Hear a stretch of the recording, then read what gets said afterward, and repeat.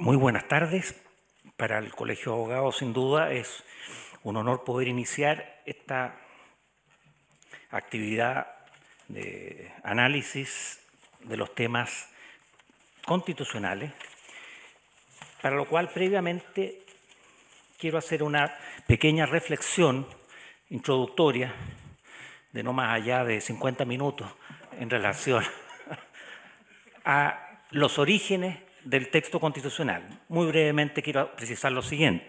Las constituciones previas a 1833 fueron excepcionalmente ratificadas por ciudadanos ilustres que tuvieron el privilegio de ser electores, así en 1812 y en 1818.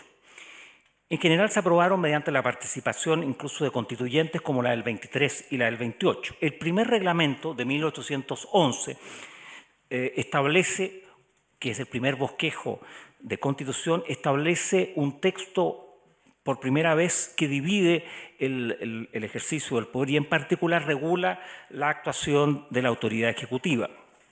El reglamento posterior de Carrera en 1812 por primera vez alude a los derechos y libertades fundamentales, esbozando también la separación de funciones.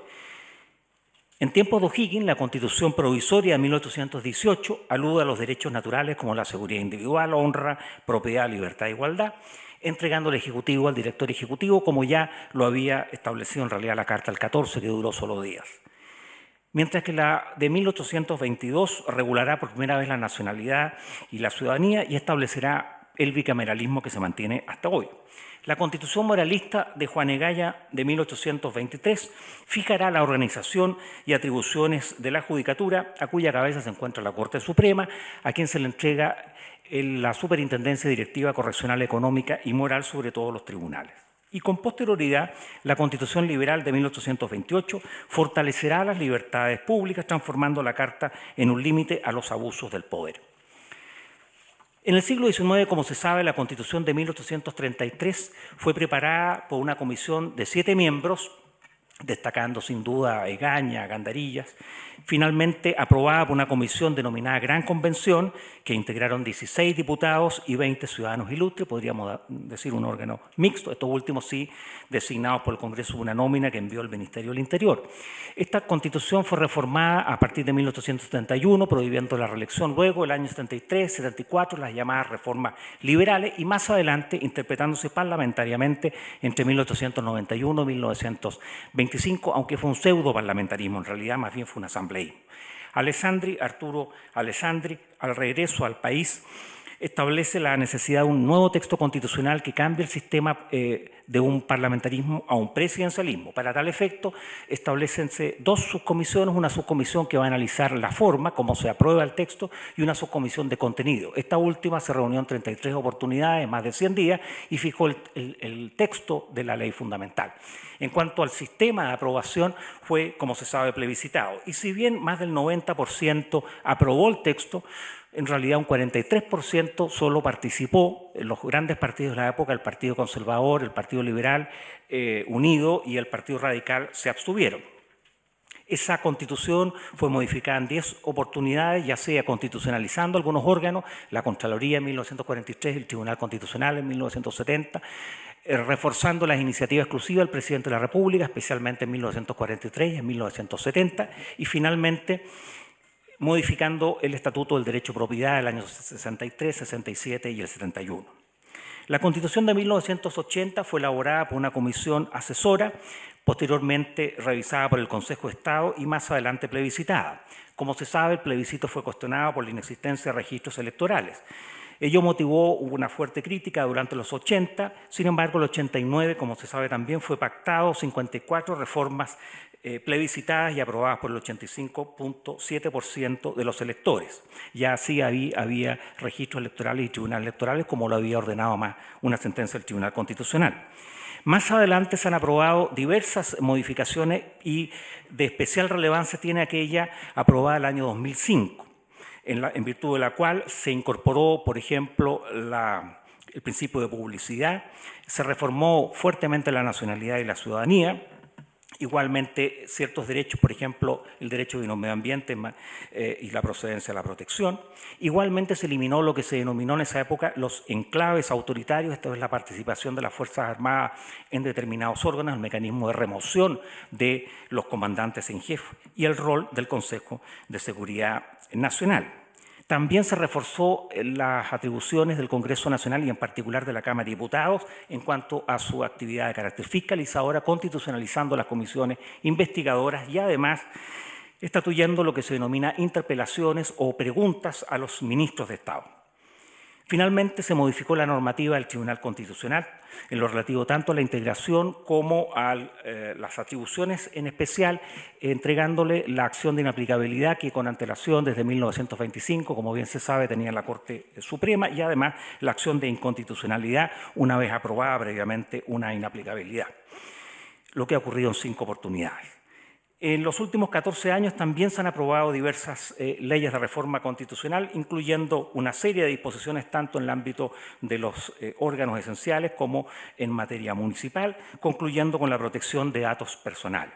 Si nosotros hacemos un resumen total, han habido 43 procesos de reformas legales que han incluido más de 250 disposiciones. Todos los capítulos, salvo el del Banco Central, han sido objeto de reforma constitucional. El mecanismo, en cuanto a los mecanismos de cambio constitucional, hago presente que en el derecho comparado son muy disímiles y van desde la comisión de expertos, la Asamblea Constituyente, la Convención Constituyente o el propio Congreso Constituyente. Por ejemplo, en Italia, en el año 47 se utilizó la vía de la Asamblea Constituyente, mientras que en Alemania, el 49, fue una comisión de expertos. Alemania, obviamente. En la española de 1978 hubo un Congreso Constituyente, mientras que la francesa del 58 una comisión constituyente, o en los años 90, el 93, por ejemplo, la de Polonia, el Poder Legislativo. En América la situación ha sido disímil. Si pensamos en los últimos años, han habido casos de asambleas constituyentes con diversos elementos de crítica, como en Venezuela, el 99, Ecuador, el 2008 o Bolivia, el 2009. Un caso más exitoso ciertamente ha sido de Colombia en 1991. En Brasil, en 1988, se efectuó a través del Poder Legislativo. Como sabemos, el Acuerdo por la Paz Social y la nueva Constitución, suscrito por los principales partidos el 14 de noviembre en la noche, 15 de noviembre, establece como idea central que en el mes de abril próximo se efectuará un plebiscito que se votará si se quiere una nueva Constitución. A su vez, en caso afirmativo, si esta vez se redactada por una convención constitucional electa o una convención mixta. La elección se realizará el mes de octubre del 2010 y la Comisión Técnica, nos acompañan 2 miembros de la Comisión Técnica, determinó diversos aspectos de detalle que se están en este momento analizando con gran tranquilidad en el Congreso. La Convención deberá aprobar a su vez su reglamento y tomará las decisiones sobre la base de un quórum, como se sabe, de 2/3 de miembros en ejercicio, y dispondrá de un plazo de 9 meses para su labor, ampliable a 3 meses más. El plebiscito ratificatorio, el nuevo texto, se efectuará sobre la base, en este caso sí, del sufragio obligatorio a diferencia de abril. Una vez que se promulgue y publique el nuevo texto, quedará derogada orgánicamente la actual Constitución Política de la República. Finalmente, quiero hacer presente, antes de iniciar el seminario como tal y simplemente como una reflexión, la circunstancia que, como hemos observado, existe en materia de derechos fundamentales una larga tradición que es propio de lo que Bruce Ackerman denomina el constitucionalismo mundial. Los derechos fundamentales también en materia de tratados internacionales tienen un amplio desarrollo sobre la base de la gradualidad y la progresividad. Algunos de los derechos fundamentales en nuestra historia emanan ni más ni menos que de la Carta o el Reglamento de 1812. Y en materia institucional tenemos un bicameralismo desde 1822, órganos como la Contraloría General de la República desde el año 27, constitucionalizado el 43, los tribunales de justicia, como decíamos, desde 1823, el Tribunal Constitucional desde 1970 y órganos más recientes, el Banco Central, aunque creado en 1925 y constitucionalizado en 1980. Sin duda que toda ley debe reflejar el consenso en cuanto a las directrices de convivencia política y económica. Como decía Andrés Bello, la base de una constitución es determinar las condiciones básicas del pacto social. Precisamente por eso se estableció los 2/3 del acuerdo, siguiendo la tradición que además es usual en América y en Europa, lo que exige, por cierto, generosidad, buena fe y conciencia, que la Constitución es un todo, además orgánico, que no puede ser tampoco analizado parcial y aisladamente. Como dice la vieja Declaración de Derechos del Hombre y Ciudadano, toda sociedad en la que la garantía de los derechos no esté asegurada ni la separación de poderes establecida no tiene Constitución.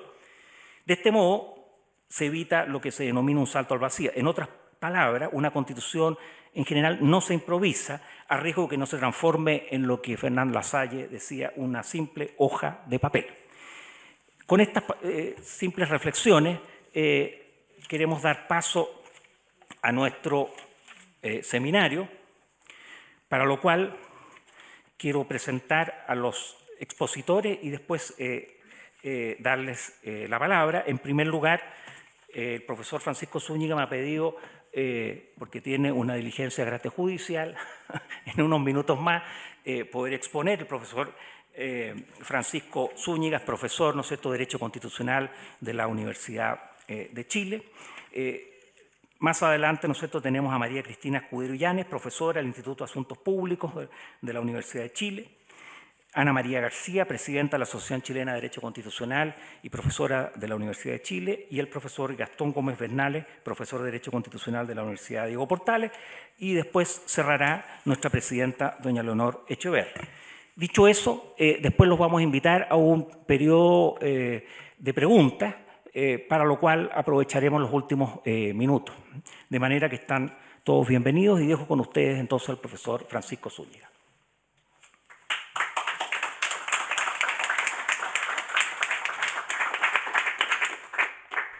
Buenas tardes, muchas gracias por la invitación a este coloquio organizado por el Colegio de Abogados. Y para abordar el tema de la invitación, que es el sistema judicial, desde una mirada más bien prospectiva, entiendo, yo quisiera destacar dos hechos que señalaba en su intervención el profesor Enrique Navarro. El primer hecho es la circunstancia que la Constitución vigente tiene 43 leyes de reforma constitucional que se han promulgado respecto a su texto, es decir, es una Constitución intensamente reformada, y eso, más que hablar de la necesidad de adecuación de la Constitución, da cuenta de algún modo de su grado de obsolescencia. En el acuerdo, que se suscribió con fecha 15 de noviembre por 12 partidos con representación parlamentaria, se estableció como elementos esenciales del acuerdo la idea de una hoja en blanco y un quórum reforzado de 2/3 para aprobar en el seno de la Convención Constitucional la nueva Constitución política. La idea de hoja en blanco, esto quiero referirme un minuto, porque es una expresión en sentido figurativo que acuñó el expresidente Ricardo Lagos, haciendo una lectura, si ustedes quieren, crítica de lo que fue la reforma más importante del ciclo de transición, la promulgada por la Ley 20.050, la reforma del año 2005. La idea de hoja en blanco, para que lo entendamos correctamente, porque es una expresión figurativa, designa la ausencia de pretexto, es decir, la ausencia de un texto constitucional al cual referir, el cual defender y abrirse, en definitiva, a distintas visiones acerca de la Constitución que cuajen en el texto constitucional. Y por otra parte, el quórum reforzado de 2/3, que es un quórum muy exigente, guarda relación directa con la necesidad de fijar un incentivo en el seno de la Convención Constitucional para llegar a acuerdos sustantivos respecto de la nueva Constitución. De suerte que allí el 1/3 opera como un mecanismo de veto players, pero a partir de una discusión abierta. Dicho esto, por tanto, la idea de hoja en blanco no es partir de cero, no es hacer tabula rasa de nuestra historia constitucional ni de las instituciones existentes. Y esto es muy relevante respecto al Poder Judicial, porque el Poder Judicial data desde el punto de vista de su organización, su diseño básico, como ustedes saben, de la Constitución moralista de 1823 en su diseño básico. Este pasa al reglamento judicial y se mantiene vigente hasta la dictación de la Ley Ballesteros en 1875, que conocemos hoy día como el Código Orgánico de Tribunales. Por tanto, hay en el diseño judicial en nuestro país toda una historia de la que tenemos que hacernos cargo. Y paradójicamente, a diferencia de constituciones históricas, la Constitución de 1980 designa como poder del Estado únicamente el Poder Judicial. Lo que era tradicionalmente el Poder Ejecutivo, designado como gobierno, lo que era tratado como Poder Legislativo, hoy día designado como Congreso Nacional. Sin embargo, el Poder Judicial sigue siendo tratado como un poder del Estado y hay una extraordinaria continuidad en el tratamiento que tiene el Poder Judicial en la Carta vigente respecto de la Carta del 25. Sin embargo, hay una cuestión central respecto del Poder Judicial en la mirada prospectiva, y es el hecho de que no todos los tribunales del sistema judicial son parte integrante del Poder Judicial. Y por tanto, la relación de algunos tribunales especiales, no estoy pensando en el Tribunal Constitucional, al cual se va a referir Gastón Gómez, hay tribunales especiales que la relación con el Poder Judicial se da por la vía de la superintendencia directiva, correccional y económica que tiene la Corte Suprema respecto a estos tribunales especiales. Y algunos de ellos, estoy pensando en los tribunales tributarios aduaneros, en el Tribunal de Defensa y de Competencia, en el Tribunal de Contratación Pública y en los tribunales ambientales, tienen un asiento administrativo que es parte de la propia administración estatal. En los casos de los TTA, su asiento administrativo es la Subsecretaría de Hacienda. Es decir, esta es una cuestión muy fuerte porque, en definitiva, la presencia de tribunales administrativos especiales situadas fuera del Poder Judicial, a su vez son tribunales que tienen un asiento administrativo en otro poder del Estado. Y esto, naturalmente, resta la independencia e imparcialidad de estos tribunales y muchas veces incluso la caracterización como tribunales. Y por tanto, de esta cuestión hay que hacerse cargo en la mirada prospectiva del Poder Judicial. Un segundo tema que debe ser abordado de la mirada prospectiva es la del gobierno del Poder Judicial. La estructura piramidal del Poder Judicial hace que la Corte Suprema sea, primero que nada, un órgano de gobierno superior del Poder Judicial. Segundo, Tribunal de Casación. Tercero, Tribunal de Amparo de Derechos Fundamentales. Y cuarto, Tribunal Custodio de la Cosa Juzgada.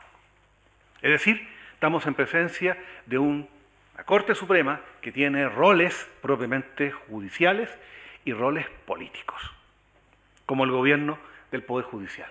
Y esta es una cuestión que, a mi juicio, en la mirada prospectiva debe ser abordada. Es cierto que cuando uno afirma esto, de inmediato nos viene a la memoria la idea del Consejo de la Magistratura, el modelo español, que ha tenido gran influencia en América Latina y que, al igual que el modelo español en América Latina, ha estado aquejado de excesiva politización y corporativización. Sin embargo, el hecho de que hayamos mirado el modelo español implantado en América Latina como órgano de gobierno del Poder Judicial, ajeno a la Corte Suprema, pero integrado al sistema judicial, no debe ser óbice, a mi juicio, para descartar el empleo de un modelo de gobierno judicial que saque el gobierno y la administración superior del Poder Judicial de la Corte Suprema. Y que la Corte Suprema se aboque a decidir sobre lo importante, se aboque a las funciones exclusivamente judiciales. Esto viene a coincidir además, desde el 2005 a la fecha, con una ya vieja demanda gremial de la Asociación Nacional de Magistrados respecto a esta cuestión, que ha estado a la búsqueda de un modelo adecuado que aborde las cuestiones más álgidas que aquejan a los jueces de la República. Básicamente, calificaciones, evaluaciones, promociones. El tercer tema, ¿cómo fortalecer el Poder Judicial? Yo creo que aquí hay un desafío muy importante de fortalecimiento de los tribunales del Poder Judicial, que pasa por hacernos cargo de una asignatura pendiente en la historia de Chile. Digo pendiente porque la creación de los tribunales de lo contencioso administrativo estaba prevista en la Carta del año 25, en su artículo 87, y prevista también en el artículo 38, inciso segundo de la Constitución de 1980. Fue eliminada la mención a los tribunales administrativos en la primera reforma a la Constitución, la de 1989, no para descartar la existencia de tribunales administrativos, sino para impedir que esta disposición fuese usada como base para una excepción dilatoria de incompetencia absoluta de los tribunales del fuero común frente a los litigios con el Estado y su administración. Sin embargo, se hace esencial mirar la cuestión relativa a los tribunales administrativos especiales, integrar estos tribunales al Poder Judicial y hacer carrera con los jueces de lo contencioso administrativo, incluyendo a los jueces escabinos, porque hay tribunales administrativos que tienen en su integración jueces escabinos, como ocurre con los tribunales ambientales, el Tribunal de Defensa de la Libre Competencia. Esta es una cuestión crucial porque es la manera en que sustraemos de la decisión política el nombramiento cada 4, cada 6 años o cada 2 años, dependiendo de la integración, los plazos conforme los cuales se componen estos tribunales de decisiones del Poder Ejecutivo. Yo no quisiera personalizar esto en ejemplos, pero hay estudios, y hemos tenido oportunidad de leer estudios respecto, por ejemplo, de los tribunales tributarios aduaneros, respecto de la demora en la sucesión de causas y cómo el profisco es un criterio prevalente en sus decisiones. Entonces son cuestiones esenciales que ven al Estado de Derecho y son de simple despacho, de, me imagino, fácil acuerdo desde la perspectiva de una nueva Constitución. Reforzar nuestro Poder Judicial, porque eso es garantía de un Estado de Derecho en la medida que sometemos los conflictos con el Estado y la Administración a tribunales independientes, imparciales y especializados. Una cuarta cuestión que me parece muy gravitante es la relación de los tribunales del Poder Judicial, y no solo la Corte Suprema, con el Tribunal Constitucional. Este es un tema en que hemos estado invitados a analizar en algún seminario durante el presente año en el Tribunal Constitucional, y a raíz de decisiones recientes de la Corte Suprema en sede de admisibilidad de recursos de protección respecto de sentencias del Tribunal Constitucional, se ha generado un conflicto que ya está precedido por un conflicto derivado de una decisión de la Corte Suprema, la Sala Tercera, que estima que una dimensión del control de constitucionalidad, la que dice relación con la inconstitucionalidad sobrevenida, la que se mal denomina derogación de la Constitución, de aspecto de leyes preconstitucionales, es de competencia de los jueces del fondo y no del Tribunal Constitucional. Esa cuestión, más la admisibilidad en sede de protección en contra de sentencias del Tribunal Constitucional, que la tercera sala la ha sostenido en 2 decisiones recientes, son cuestiones que hay que abordar, pero a partir de un estado del arte que, me atrevo a decir, diagnosticando que esta relación de tensión natural, como la denominó el presidente de la Corte Suprema, Aroldo Brito, es una tensión natural, es un estado de tensión normal entre tribunales.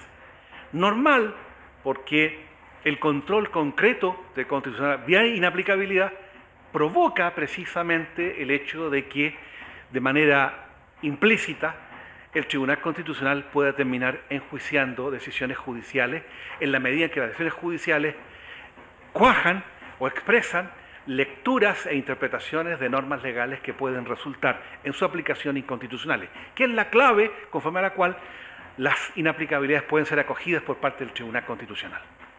Y por tanto, en este punto, mi llamado es más bien a no innovar, sino simplemente a naturalizar este estado de tensión y admitirlo como un estado natural de convivencia, de relación entre tribunales supremos.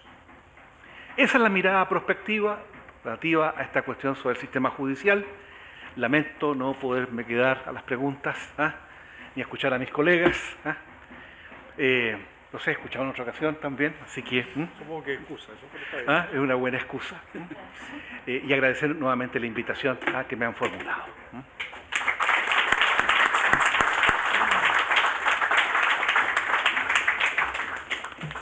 Bien, agradecemos entonces al profesor Francisco Zúñiga su exposición acerca de los aspectos propios de la judicatura y dejamos entonces a la profesora María Cristina Escudero, profesora del Instituto de Asuntos Públicos de la Universidad de Chile, quien abordará la temática Principios y Bases del Proceso Constituyente.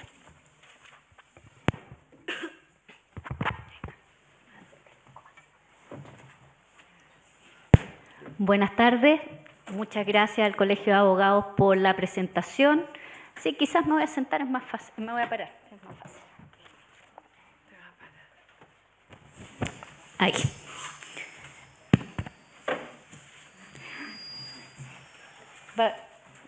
Ahí. Sí. El tema que voy a abordar no es tanto de contenido de lo que debiéramos tratar en un proceso constituyente con respecto a su constitución, las partes en las cuales la convención, en el caso de Chile, cualquiera de sus dos formas, las partes que debe tratar, sino más bien en el problema constitucional, en el problema de legitimidad que tenemos y por qué estamos en el momento en el que estamos. Para antecedentes de usted, yo soy abogada y también soy cientista político, entonces suelo combinar estas dos nociones, ¿verdad? Y parte de mis investigaciones han sido sobre procesos constituyentes. Cuando se inicia un proceso constituyente, generalmente tenemos un antecedente bastante largo en la historia del país que lo está enfrentando respecto de por qué estamos en un proceso constituyente. En el caso de Chile, la Constitución del 80 ha tenido bastantes dudas en un sector, ¿verdad?, desde su promulgación hasta la actualidad. Pero si nos venimos a una historia más reciente, quizás las demandas por una nueva Constitución parten en el 2006 con la Revolución Pingüina y ahí se han ido consolidando en términos de ir aumentando en la petición ciudadana por un proceso constituyente. Y aquí nos tenemos que preguntar dos cosas, ¿verdad? ¿Por qué es necesario un proceso constituyente y por qué es necesario una nueva constitución? Porque son dos cosas distintas, si es que fueran necesarias, ¿verdad? Y el proceso constituyente, la respuesta de esto tiene que ver con la legitimidad de la Constitución en sí misma y quizás con el sistema político, porque tenemos un problema de legitimidad en las bases de la institucionalidad vigente.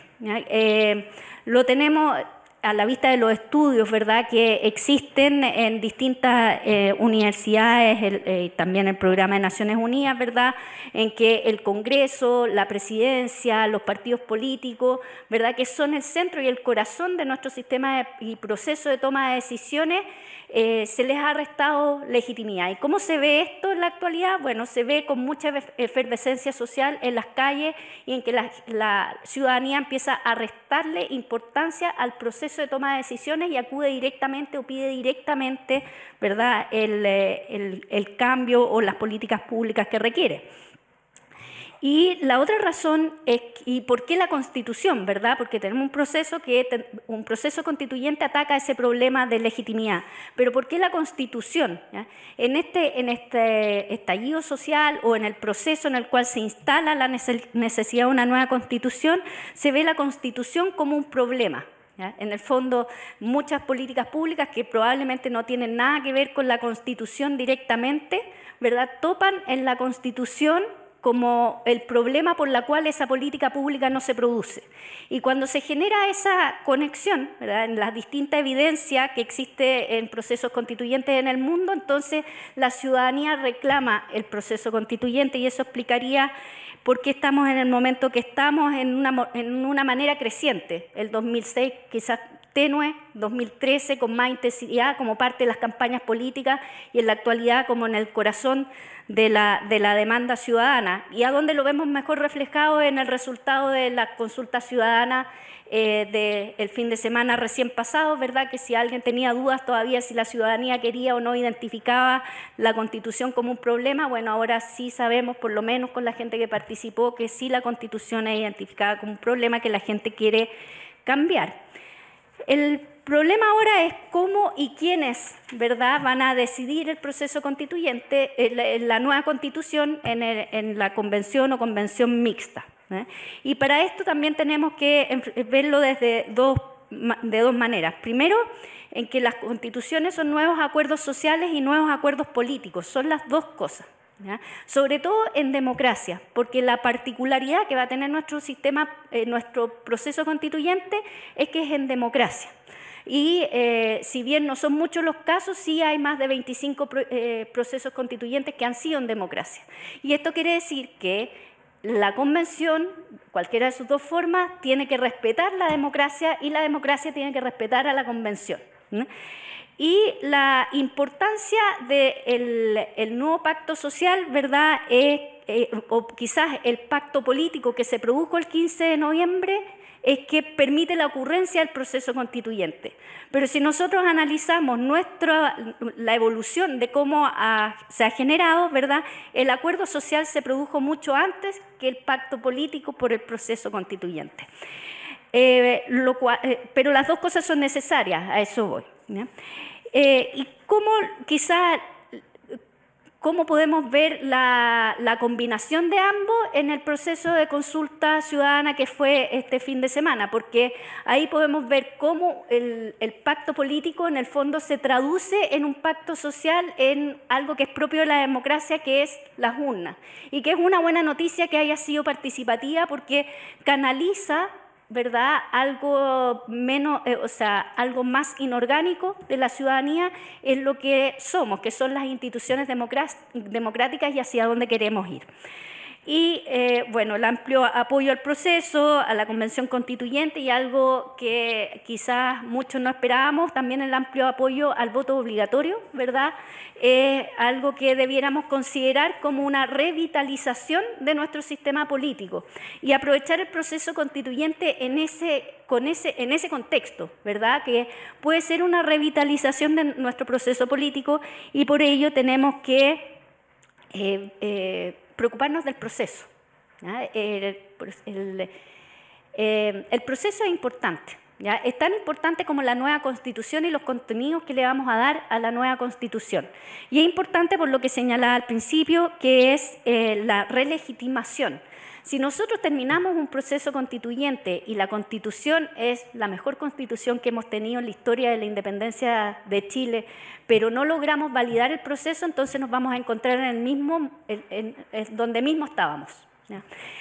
Y creo que nadie quiere eso. Vamos a invertir mucha energía de chilenas y chilenos, ¿verdad?, en un proceso constituyente y en ayudar a ese proceso constituyente a que sea hecho de la mejor forma. Entonces, ¿en qué estamos en la actualidad? Estamos en que tenemos el pacto político ya se tradujo, ¿verdad?, en esta suerte de carta de navegación que tenemos hasta en la actualidad, que se reflejó en una reforma, o se va a reflejar con paciencia, en una reforma constitucional al capítulo 15, y ese es el pacto político, pero nos falta el pacto social, y ese pacto social lo podemos ver, parece estar orientado, ¿verdad?, y voy a tratar de justificar por qué me parece que así es, ¿verdad?, en posibilitar a los independientes de participar en esa convención,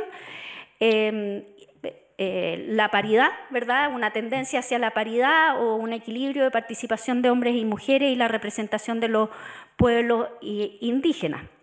Y esta participación es importante por lo que aprendimos en los CELAS, ¿ya? ¿Se acuerdan? El proceso participativo que empezó en el gobierno pasado, ¿verdad?, y que fue sistematizado, y en otro trabajo que hice para un libro, ¿verdad?, yo profundicé en el análisis de qué se refería la gente cuando hablaba de la Asamblea Constituyente.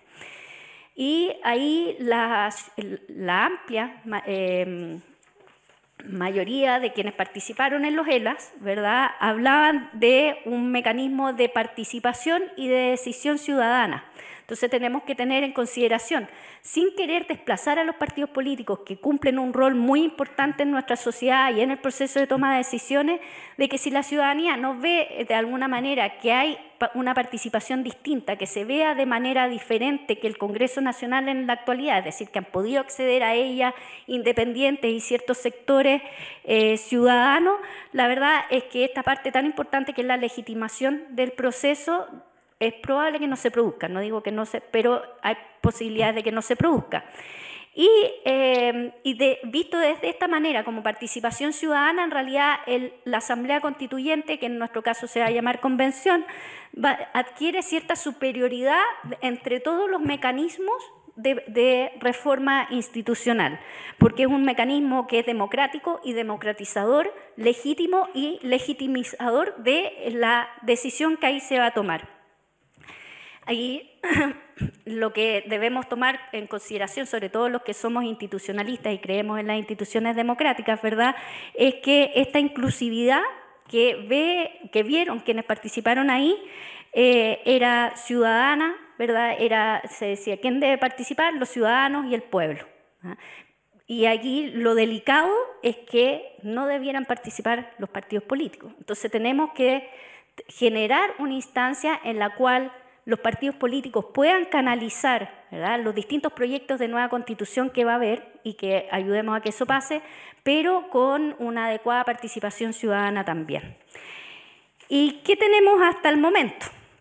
¿Verdad? En la comisión técnica vimos varios temas, no tratamos el pacto de inclusión, ¿verdad?, el de participación, equilibrio entre hombres y mujeres y pueblos indígenas, pero sí vimos algunos puntos que tenemos que profundizar en lo que nos queda de tiempo para la convención y que nos garantizan que este espacio sí sea el adecuado para que se produzca una nueva constitución. Primero, protegimos su independencia como órgano, ¿verdad? Y también establecimos ciertas certezas. Como independencia del mecanismo, creamos un procedimiento, ¿verdad?, que discutimos y que quizás Gastón también se quiera referir a él, un procedimiento para reclamar solo aspectos procedimentales que se generen en la convención, para quitarle un poco la presión de que además de estar resolviendo cosas de primer orden en nuestro ordenamiento jurídico, cuando haya algún conflicto con respecto a las normas que se deben seguir para tomar esas decisiones, esto queda entregado a una instancia de 5 miembros de la Corte Suprema que tienen que, en un auto acordado, determinar de qué forma esto se va a producir y solamente para el caso específico. ¿Ya? ¿Y por qué esto garantiza la independencia del órgano? Porque no hay ningún otro recurso, es decir, para ver cosas sustantivas, ¿verdad? No, el Tribunal Constitucional no lo puede intervenir, la Corte Suprema en su pleno no lo puede intervenir, ¿verdad?, solamente en aspectos procedimentales. Y las ciertas certezas que generamos para que se produzca este proceso constituyente es, bueno, establecer un plazo de 9 meses con prórroga, ¿verdad? Esto está dentro del acuerdo político del 15 de noviembre, no podemos estar en un proceso constituyente indefinidamente, ¿verdad? Y ciertos parámetros o bordes, más que limitaciones, en que se debe respetar el carácter de república, el sistema democrático, las sentencias firmes ejecutoriales y los tratados internacionales vigentes en Chile. Y eso también esto es propio porque estamos en una democracia, por lo tanto no podemos salirnos tampoco de esos bordes. ¿Y en qué tenemos que ayudar al proceso constituyente? Es en llegar preparados, ¿verdad? Ojalá preparados en términos de proyectos de nueva constitución, ¿verdad? Tenemos una hoja en blanco, eso no significa que no tengamos proyectos de nueva constitución en los cuales llegar con propuestas de distintos sectores que se puedan comparar para decidir y que se pueda converger en un amplio acuerdo. Y otra cosa también es en su reglamento, ¿verdad? También debiéramos preparar distintas propuestas de reglamento. No se trata de limitar a la convención de antemano, pero si miramos la experiencia comparada, en muchos países han pasado mucho tiempo discutiendo su reglamento interno. Y esto no es positivo porque lo que es sustantivo de decidir, ¿verdad?, se pierde, ¿verdad?, y no va a haber más que un año para hacer una nueva constitución. Muchas gracias.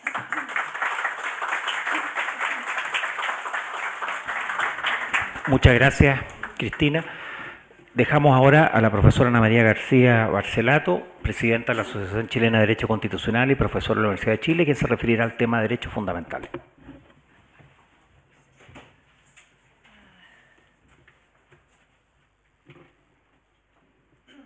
Muchas gracias por la invitación y felicitaciones al Colegio de Abogados por esta excelente iniciativa.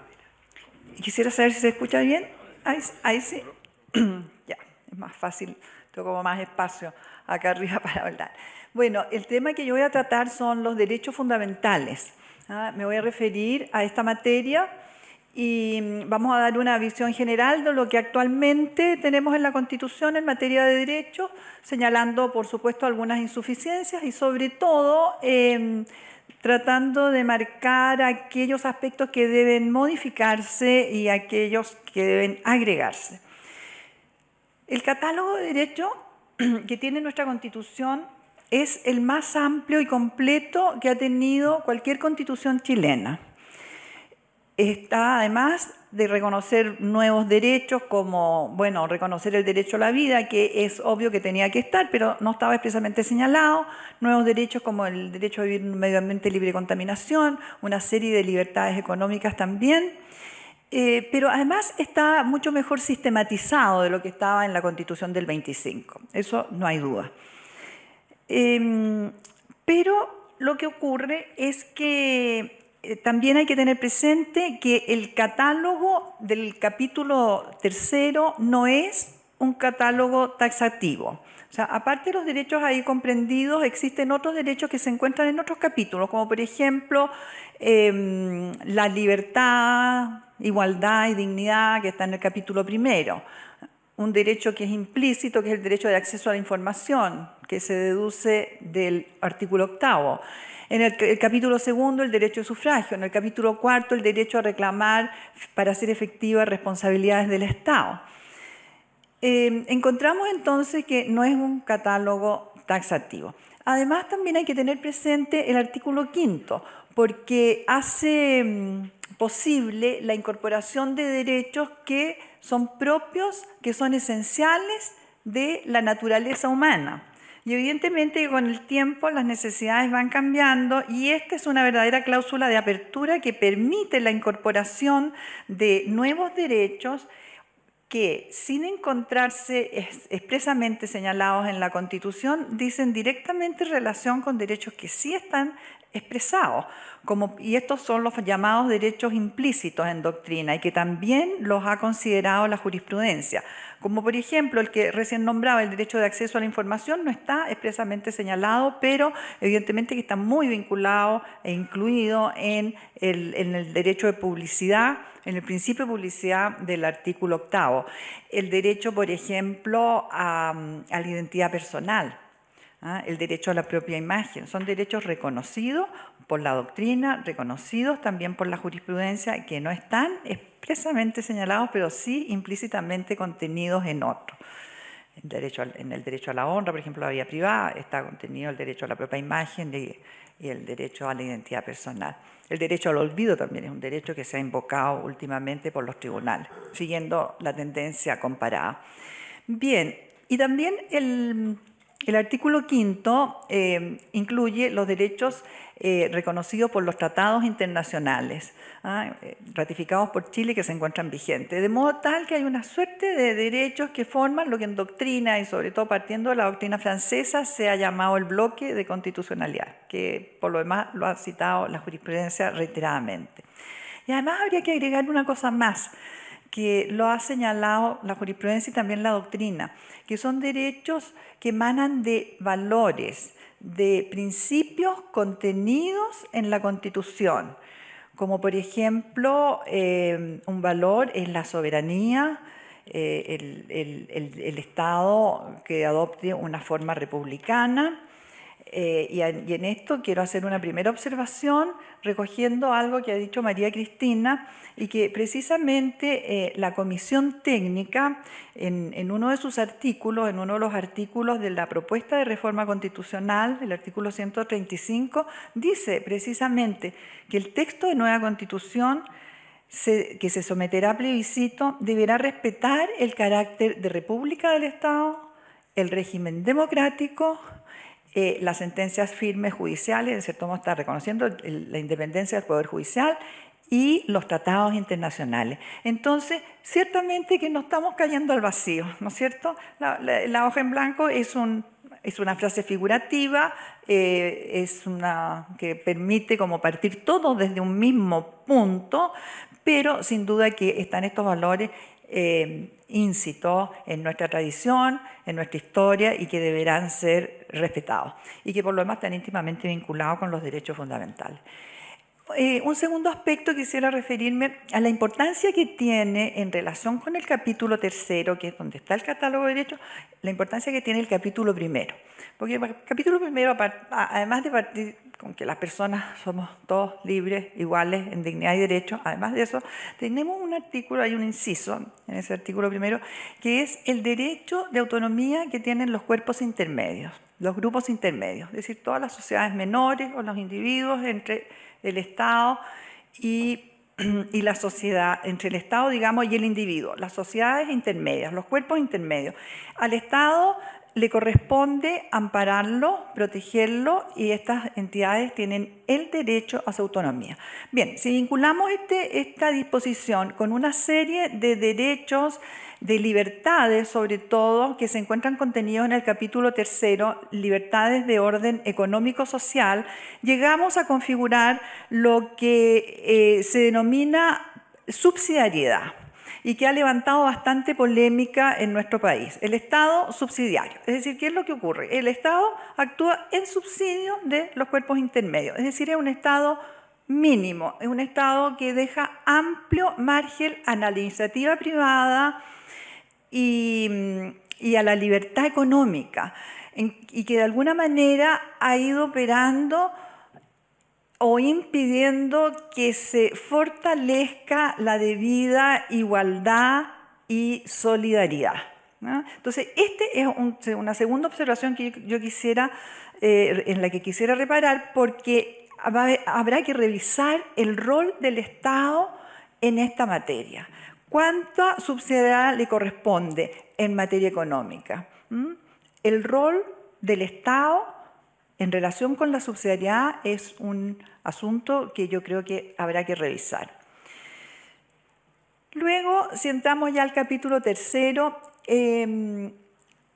encontramos una cantidad, bueno, por supuesto, una cantidad enorme de derechos individuales o civiles, ¿cierto? Como es el derecho a la vida, la honra, a la propiedad, en fin, a la familia, la inviolabilidad del hogar, y una serie de libertades como son la libertad de expresión, asociación, petición, etcétera, libertades económicas también, y también derechos sociales. Derechos sociales en materia de salud, en materia de seguridad social, en materia de educación y de trabajo.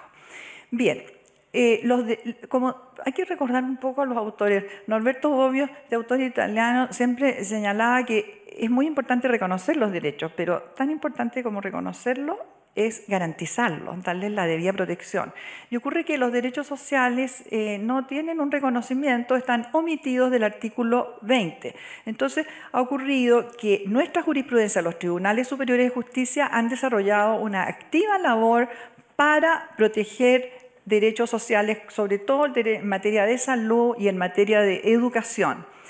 Pero también es una tercera observación que quisiera dejar señalada, en el sentido que habrá que ver la forma de dar protección a todos los derechos.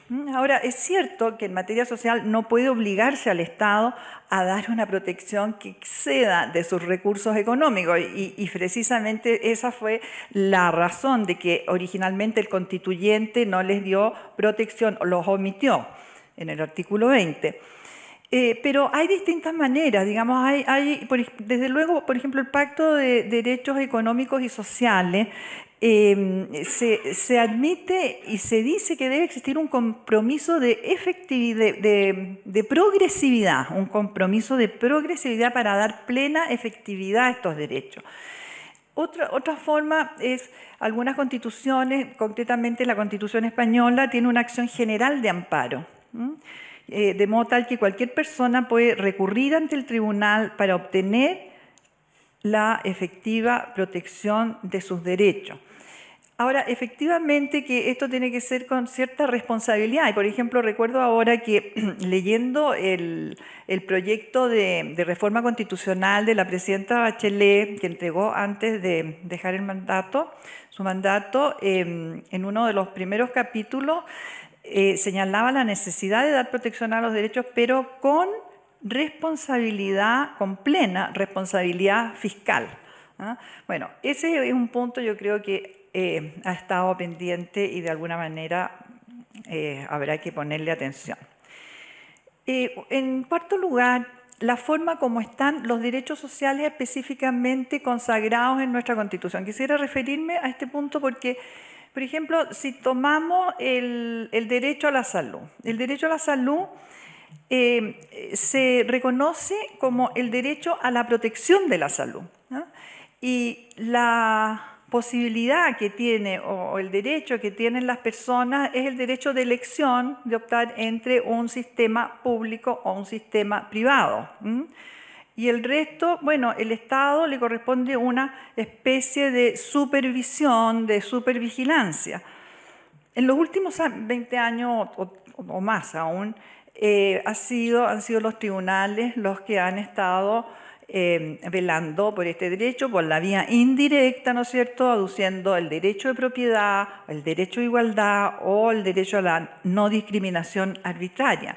Por esa vía, bueno, el Tribunal Constitucional ha tenido una importante labor ahí, y como ustedes saben, una de las 5 inconstitucionalidades de las que nombró el profesor Navarro, una de ellas es declarar inconstitucional y fuera del ordenamiento jurídico una norma de la ley de ISAPRE referida a la tabla de factores.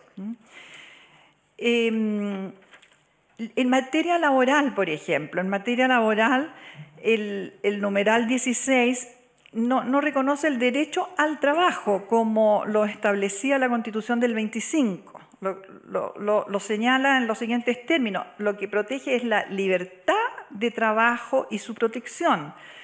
Entonces hay una cierta manera de regular, de reconocer en general los derechos sociales, que yo creo que hay que abordarlo de una manera diferente luego de todos estos 40 años transcurridos. Y de la misma manera el derecho a la educación y el derecho a la seguridad social. En relación con el derecho a la seguridad social, lo que le corresponde al Estado es una labor de garantía y una labor de supervigilancia del ejercicio de los derechos.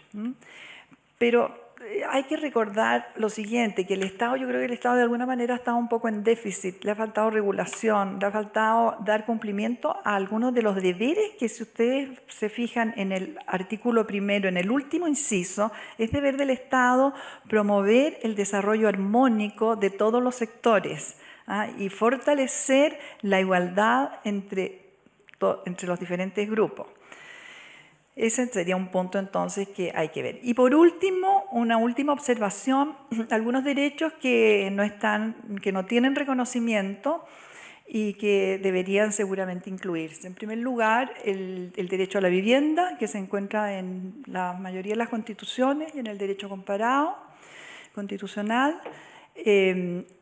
Los derechos de participación. Fíjense ustedes que para poder participar en un plebiscito hay que reformar la Constitución, porque no tenemos formas de participación semidirecta, no podemos participar ni en plebiscitos ni en referendo.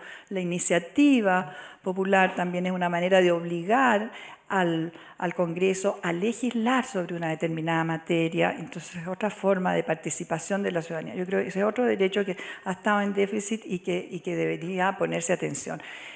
También los derechos de los pueblos originarios, los cuales se ha hablado acá, que es un anhelo ya que viene arrastrándose de mucho tiempo y que habría que ponerle atención.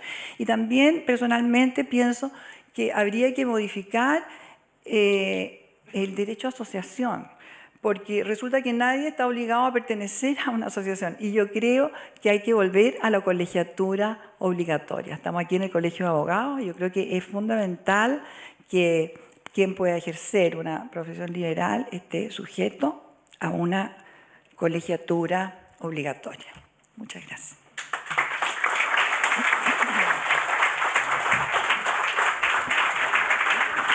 Muchas gracias, profesora Ana María García. Y dejamos finalmente al profesor Gastón Gómez Bernales, quien se va a referir a la judicatura.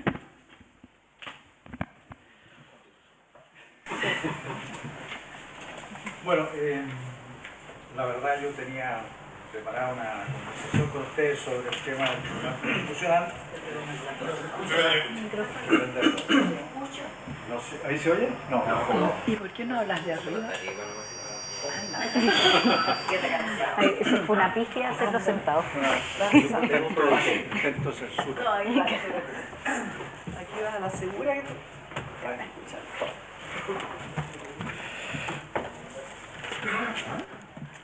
Ahí sí. Bueno, yo tenía preparada una exposición, una conversación con ustedes acerca del tema del Tribunal Constitucional. Ustedes a lo mejor saben, fue público, un grupo de profesores que hoy día gustamos de hablar transversalmente, digamos, ¿no? Desde todos los sectores políticos, desde el Partido Comunista a la UDI, nos juntamos durante 6 meses a reflexionar sobre de qué manera podríamos recepcionar las críticas que se han hecho al tribunal, tanto a su funcionamiento como a sus estructuras de legitimidad, y a proponer un modelo de acuerdo. Eso es lo que hicimos y se expresó en un texto que se hizo público. Sin embargo, creo que estamos todos tomados por el proceso constituyente de una manera intelectual y física prácticamente, digamos. Entonces quisiera subrayar un par de cosas de ese proceso, sin perjuicio que después, si da el tiempo y así lo desean, pudiéramos reflexionar sobre el tema del rol del Tribunal Constitucional en una nueva democracia o en una democracia con una nueva constitución, según como quieran verlo, digamos, ¿no? Yo quisiera subrayar un par de cosas de este proceso porque me ha tocado intervenir en él a través de la comisión o la mesa técnica, como se la ha llamado, que ha sido la encargada de redactar la reforma constitucional que hoy día los parlamentarios están debatiendo en la Comisión de Constitución de la Cámara de Diputados, sobre respecto de la cual vamos a tocar algunos aspectos, digamos. Lo primero que quiero subrayar es en estos últimos meses se ha acrecentado una crítica muy dura a los partidos políticos y a su rol en el sistema político, y a las cámaras y al Congreso y ahora último al presidente, por las razones que todos imaginamos, ¿no? Sin embargo, yo creo que hay que ser justos con una situación que es particularmente compleja, pero que revela la seriedad con que los acontecimientos o los actores, o ambos a la vez, fueron llevados por la realidad política que conocimos, digamos, ¿no? Estuvimos, y yo creo que todos lo sabemos, al borde del abismo, digamos, ¿no? Y los actores políticos estuvieron a la altura de lo que demanda un proceso de esta naturaleza, digamos, ¿no? Abrieron un espacio de diálogo y de reflexión que conduce hacia un debate constitucional que a su vez puede darnos o no lugar a una nueva constitución, digamos, ¿no? Todo ese proceso, no hay que olvidarlo, nació a partir de una crisis política y social inmensa. Estuvimos al borde del abismo. Una alta autoridad de este país me dijo el día viernes, al día siguiente de la firma de este acuerdo, en el día de ayer se fueron del país en un solo día 12.000 millones de dólares, digamos, ¿no? El país no tiene reservas para 5 o 6 días más, digamos, ¿no? Para resistir un embate de esa naturaleza, ¿no? Entonces, y el grado de violencia que todos conocimos, el grado de desacuerdo y de profunda y de radical deslegitimación de nuestras instituciones, no sé por qué, y creo que los analistas científicos que se dedican a esto, digamos, podrán iluminarnos en algún minuto. Los partidos y los dirigentes de los partidos estuvieron a la altura y ofrecieron, bien o mal, un proceso de cambio o de debate que amplió nuestras esferas, digamos, ¿no? Eso es bueno subrayarlo, porque en realidad la crítica que se dirige a los partidos es normalmente feroz, digamos, ¿no? Y a los líderes políticos igualmente, digamos. Y tendemos a olvidar los momentos cruciales en que, como ha sucedido en otros momentos de nuestra historia y como ha sucedido en otros momentos de la historia universal, los dirigentes políticos sobrepasan lo que uno espera de ellos, digamos, ¿no? Y cuando eso sucede, es justo, creo yo, reconocerlo, digamos, ¿no? Ese es el primer punto, ¿no? No olvidemos que todavía el asunto está en una situación muy frágil, digamos, ¿no? Y a veces uno tiende a creer, oyendo lo que el debate de la Cámara de Diputados del día viernes, que se les ha olvidado completamente, digamos, ¿no? Que hay un complejísimo problema, digamos, ¿no? Segundo aspecto que quiero subrayar. El carácter de este proceso constituyente, digamos, ¿no? Como ustedes saben, en el debate constitucional se ha cifrado una tesis muy dura de legitimidad, como aludía la Cristina, partiendo de la idea de que la Constitución de 1980 es en su origen ilegítima y que todas las reformas constitucionales, las 43 a que ha aludido Enrique, no habrían logrado, bajo ningún concepto, borrar este pecado original, digamos, que la Constitución posee. Este pecado original, digamos, que se reproduce a sí mismo, digamos, ¿no? Da lo mismo la manera en que la Constitución sea reformada. Toda la reforma nace desde el proceso constituyente que la propia Constitución prevé, el procedimiento de reforma, y por consiguiente está toda preñada de la misma ilegitimidad. Esa tesis que ha calado muy profundo y que ustedes la han oído muchas veces en destacados teóricos del derecho, es la misma crítica a la que le podríamos dirigir al proceso constituyente actual, digamos, ¿no? El proceso constituyente actual, digamos, nace y va a nacer desde la reforma constitucional. Entonces surge la pregunta, ¿cuánto hay de poder constituyente originario y cuánto hay de poder constituyente derivado en esta reforma o en este proceso que vamos a iniciar? ¿De qué manera vamos a poder cubrir las respuestas intelectuales que ha habido o las críticas que ha habido en este periodo y de qué manera podríamos abrir espacios a nuevos planteamientos que en realidad den una explicación más sólida del proceso político chileno? ¿Hay suficiente originalidad en este proceso? Esa es una pregunta vital, digamos, ¿no? Porque de ahí nace la idea de legitimidad que algunos han utilizado.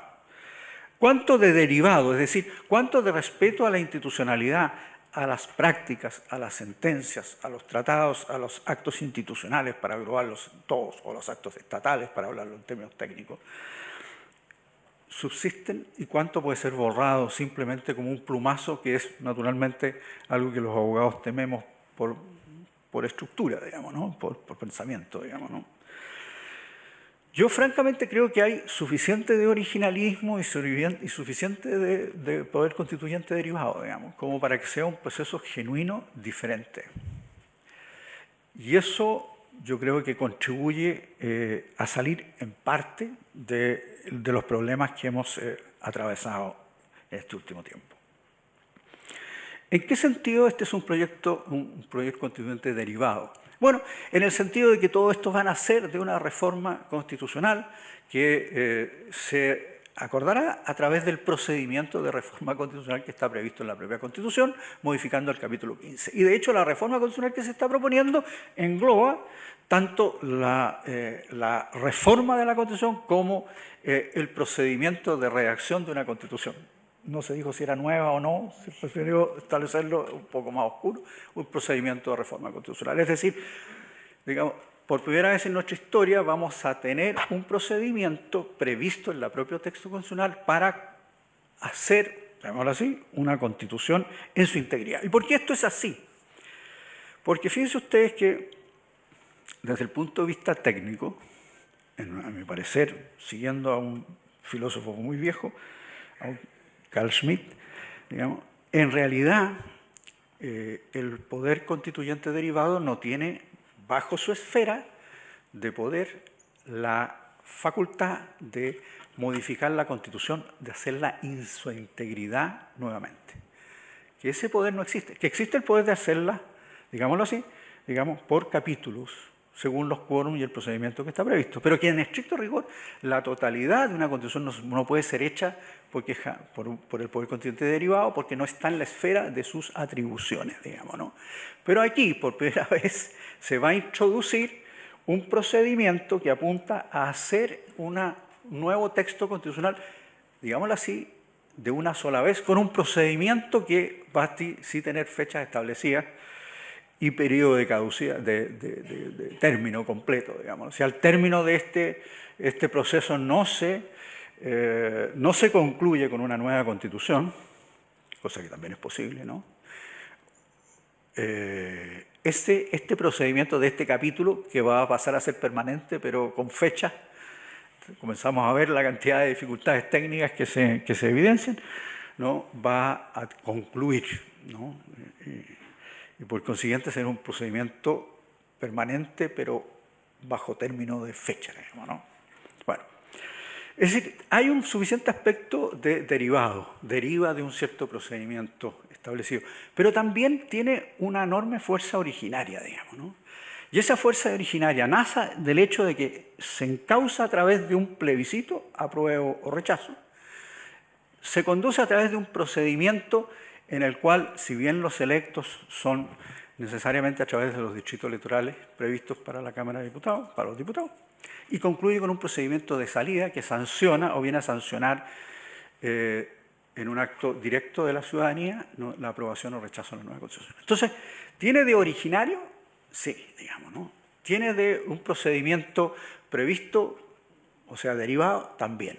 Tiene suficiente, entonces, de los dos, digamos. No es la visión radical que uno diría, digamos, esto está contaminado completamente por el déficit originario que se, digamos, preñaría en el nuevo modelo, pero tiene de suficiente originario también, digamos, ¿no?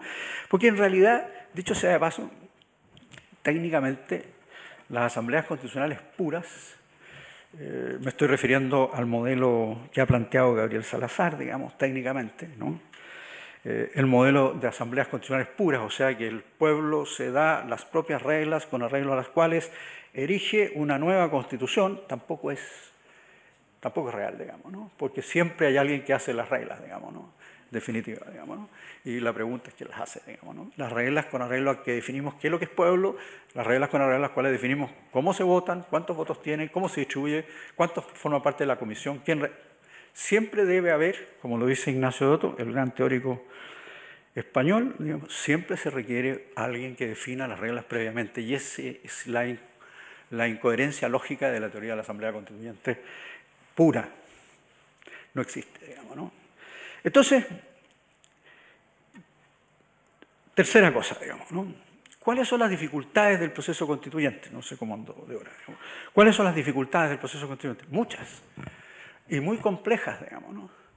Muy complejas, digamos, ¿no? Algunas han surgido aquí de manera espontánea, digamos, ¿no? La primera dificultad deriva del hecho de que para que este proceso pareciera tener la suficiente legitimidad, como ha dicho la Cristina, se requiere necesariamente que este proceso al menos implique a vastos sectores de la ciudadanía. O sea, si en el plebiscito tenemos el mismo segmento de votación que hemos tenido hasta ahora, digamos, ¿no? 50 y 50, para decirlo. 50 no concurre, 50... Hemos logrado muy poco, digamos, ¿no? Si el proceso no se inaugura bien, digamos, ¿no? Si ese proceso constituyente se rechaza, digamos, ¿no? O dicho de otra manera, vamos a estar 2 años en este proceso constituyente, después de lo que ha sucedido.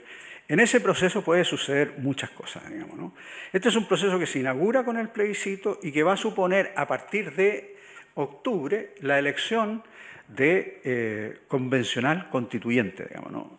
No pudimos escoger un nombre más feo, digamos que no se nos pudo ocurrir, digamos, ¿no? Pero tratamos, digamos, de encontrar un nombre que fuera más digno que ese, digamos, pero en fin, así quedó, digamos, ¿no? Vamos a escoger los convencional constituyentes en una elección municipal de gobernadores y de convencional constituyentes, digamos, ¿no? A diferencia de mucha gente, yo espero que los partidos logren uniformar criterios, centrar, incluir, representar. A diferencia de lo que dice todo el mundo, los independientes no me parecen una salida en ningún sentido, digamos, ¿no? Pero entiendo que los debates van en otra dirección, pero soy de los que cree persuasivamente que los partidos contribuyen seriamente a las visiones que han encauzado la política chilena en los últimos 100 años.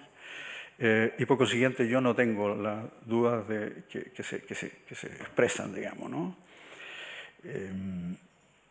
Después, en segundo lugar, plebiscito, digamos, ¿no? Hay una pregunta que ronda, digamos, ¿no? Y si la violencia es la misma que hemos vivido en este periodo, digamos, ¿no? ¿Puede hacerse un proceso constitucional o iniciarse un proceso constitucional con altos niveles de violencia? No voy a decir de quién viene la violencia, porque da lo mismo, digamos, ¿no? ¿Podemos tener un país en sismo, digamos, y impulsar el proceso constituyente? Yo quisiera creer que sí, digamos, pero puede que los acontecimientos sean más duros que lo que uno puede imaginar, digamos, ¿no? Y luego, si ustedes imaginan que por A, B o C la Convención Constitucional Mixta o la Convención Constitucional a secas concluye sin una nueva Constitución, porque hay un periodo de 9 meses prorrogable por otros 3, ¿no? Concluye sin una nueva Constitución. O el plebiscito de salida lo rechaza, digamos, ¿no? También es una posibilidad. ¿Se imagina ustedes un plebiscito de entrada diciendo que quiere una nueva Constitución, aunque la modalidad sea discutible, y luego, un año y tanto después, un plebiscito de salida o una resolución inacabada porque hay que resolverla por los 2/3, digamos, ¿no? La Constitución. Y después podemos entrar al tema de la hoja en blanco, ¿no? Digamos. Yo no me imagino el país en una convulsión de esa naturaleza. Yo espero pensar, y quiero pensar, por eso que espero que las fuerzas políticas tengan una representación significativa, pero espero confiar en que vamos a tener seriedad, buen trabajo y vamos a tener buena gente para encauzar bien y debatir bien el proceso que nos incumbe a todos, digamos, ¿no? Yo por eso lo comparto, digamos, lo he dicho derechamente, digamos, lo comparto, lo apoyo, pero creo que hay que estar muy consciente de las limitaciones. C, el tercer problema, digamos, a lo mejor ya me excedí el tiempo. Perfecto. Puedo simplemente, democracia ilimitada en la Convención Constitucional o no, digamos, ¿no? La regla de los 2/3, la hoja en blanco, los límites a la Convención, el órgano de control, todo demuestra que, a mi juicio, digamos, que la Convención Constitucional va a estar sometida a ciertas restricciones puramente procedimentales y a límites que son más bien declarativos, pero no menos importantes y relevantes, y que va a poder acordar tanto su funcionamiento como la nueva Constitución a través de una regla de los 2/3, digamos, ¿no? Esto ha sido muy discutido, digamos, ¿no? Los 2/3 suponen una hoja en blanco o no. Cualquiera que conozca algo sobre cómo funciona el dilema del prisionero y cómo se soluciona el dilema del prisionero técnicamente, se va a dar cuenta que si todos los sectores tienen 1/3 para bloquear, la única fórmula posible es el consenso, digamos, ¿no? Si alguien cree que puede arrancar con una constitución a su gusto, digamos, eso no va a pasar, digamos, si los sectores políticos quedan correctamente representados, conforme a la historia política de Chile de hace 80 años, digamos, ¿no? Si eso sucede, la obligación va a ser, a mí me pareció muy relevante, pero uno de los miembros del Frente Amplio dijo en la comisión técnica, y no espero ser infidente, tú me criticas después, Cristina, si lo soy, dijo, yo ya me convencí que esta constitución va a ser producto del consenso, digamos, ¿no? Todos asentimos diciéndole, parece que es una buena fórmula, digamos, ¿no? Sin llegar a la cocina, como se dice ahora, digamos, ¿no? Bueno, la regla de los 2/3, entonces, yo creo que no es ni la tesis de algún senador por ahí que se ha dado, no es la regla que vamos a votar al final una nueva Constitución en su integridad, ni tampoco es la regla de que vamos capítulo por artículo, como si la Constitución fuera una payasada, digamos, ¿no? La Constitución es una integridad que requiere un pensamiento integral porque los problemas que trata son integrales, digamos. Y es en ese contexto, me parece que el consenso es no nos asegura el consenso una Constitución per se técnicamente buena, pero puede ser un primer buen paso en la dirección, digamos, ¿no? Y el cuarto problema es la calidad del debate, pero me he excedido, así que antes que sea insultado, digamos, ¿no? Me retiraré, digamos.